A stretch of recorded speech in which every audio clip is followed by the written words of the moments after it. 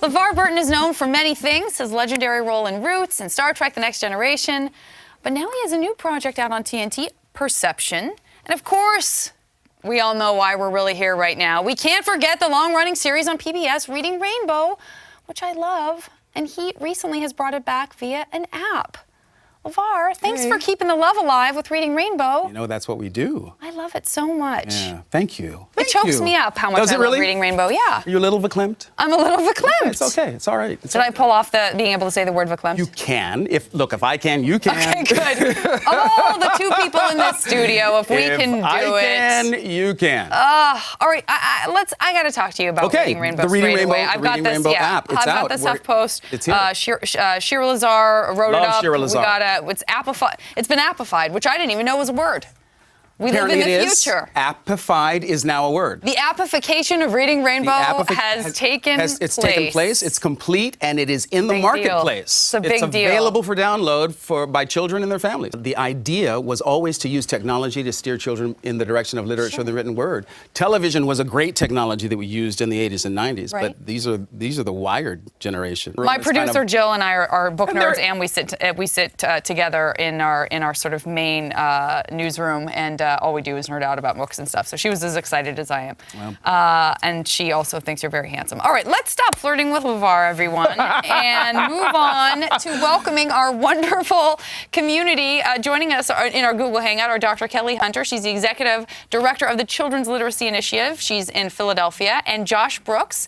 He runs opreclaim.com and is a Reading Rainbow fan in Shorewood, Illinois. I'm very verklempt myself right now. See? See you guys. It's catching, I see. He It's knows, going around. he knows. It's the new year. Everybody's verklempt. I love We're cleansing. it in the best way. Kelly, I've got the Children's Literacy Initiative website pulled up. Can you tell us a little bit about your incredible awesomeness? Great organization.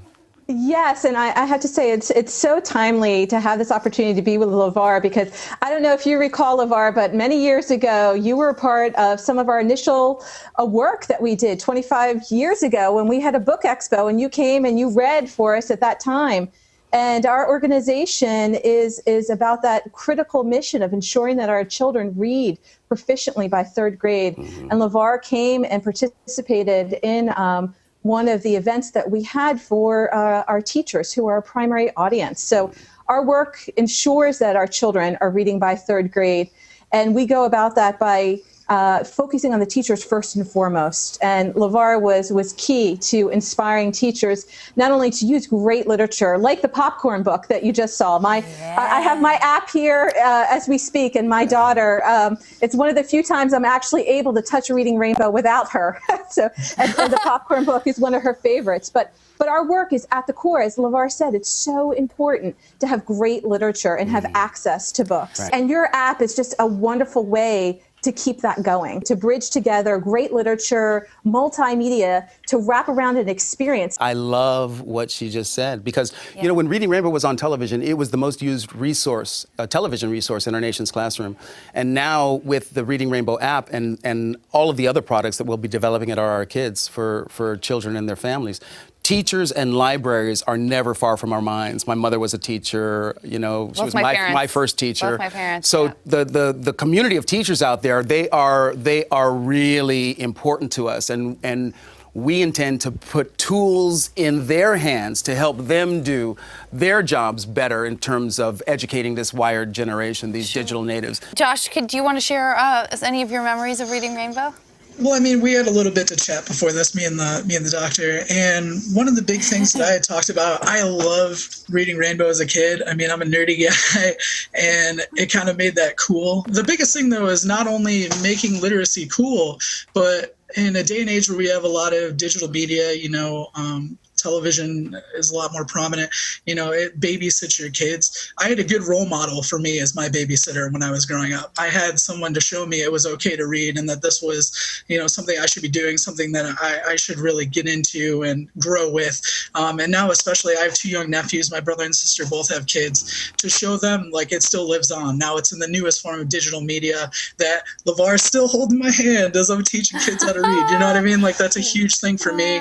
You know, his other his other appearances, Star Trek aside, things like that.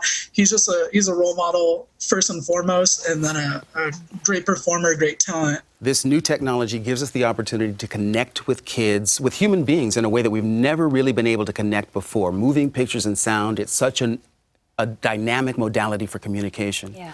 I genuinely believe, this is probably the last thing I'll have an opportunity to say while I'm on the Huffington Post.